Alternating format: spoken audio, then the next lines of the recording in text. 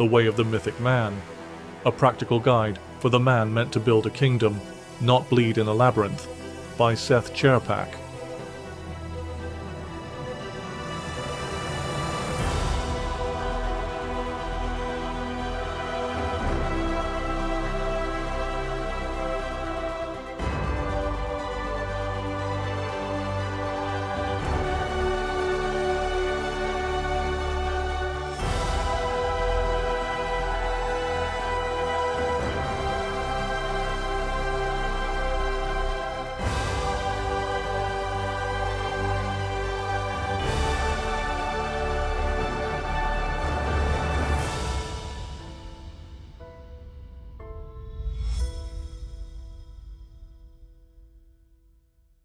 Introduction.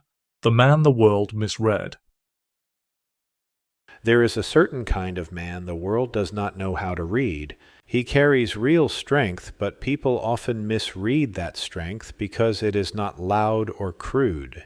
He lives with unusual depth, but he is often interpreted through frameworks built for shallower men. He has never felt ordinary from the inside. Yet he has spent years being handed ordinary explanations for a life that has never matched them. He feels quickly. He sees layers. He hears what is not being said.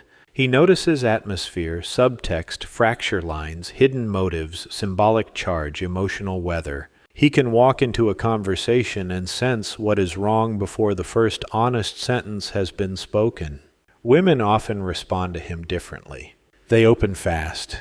They confide early, they feel seen, they feel named, they feel understood in places they are not used to being understood.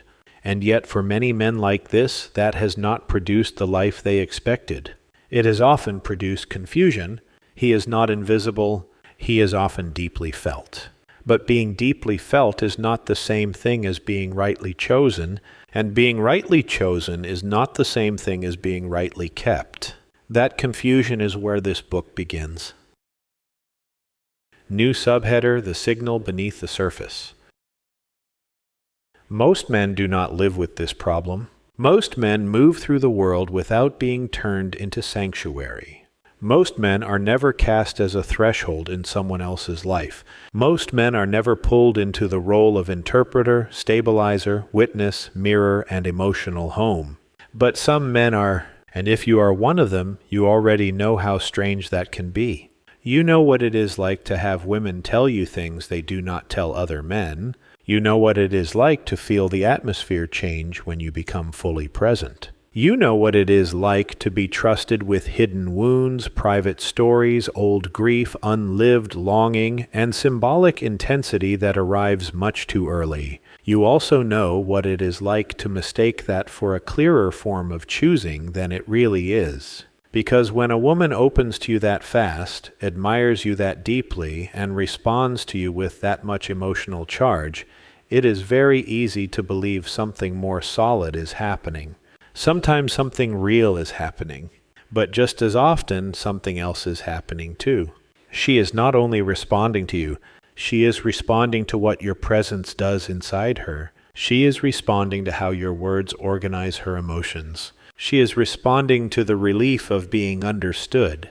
She is responding to the symbolism of the moment. She is responding to the part of herself that comes alive in your presence.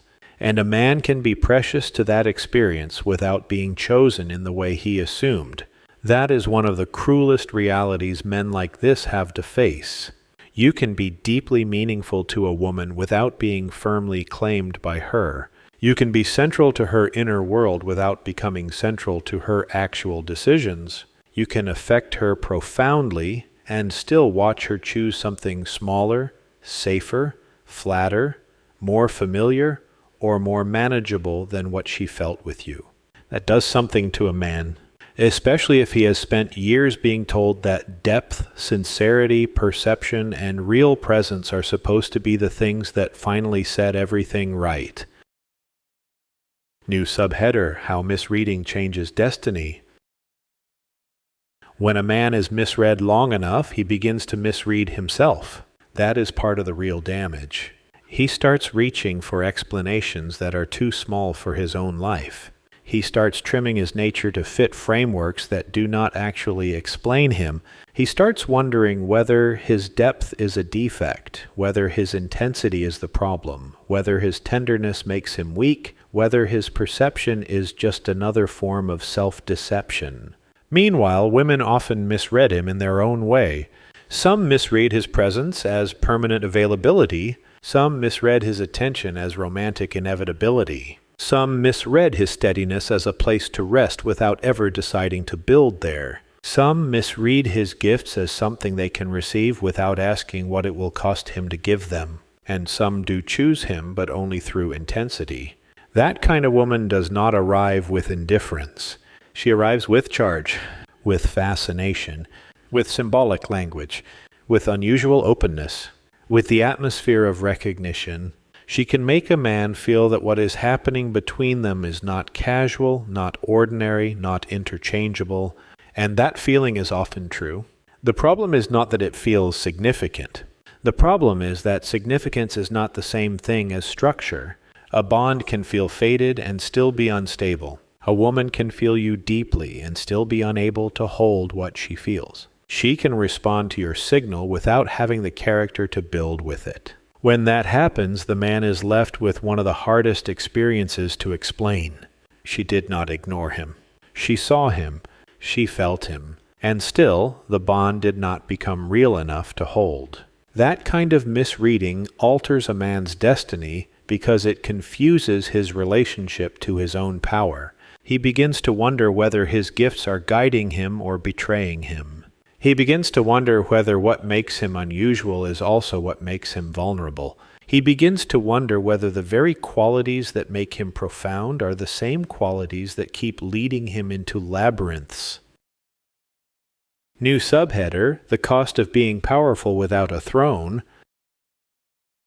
There is a difference between having power and having government. Some men carry a signal strong enough to change a room, calm a woman, stir desire, create trust, awaken confession, or make a moment feel larger than it looked at first glance.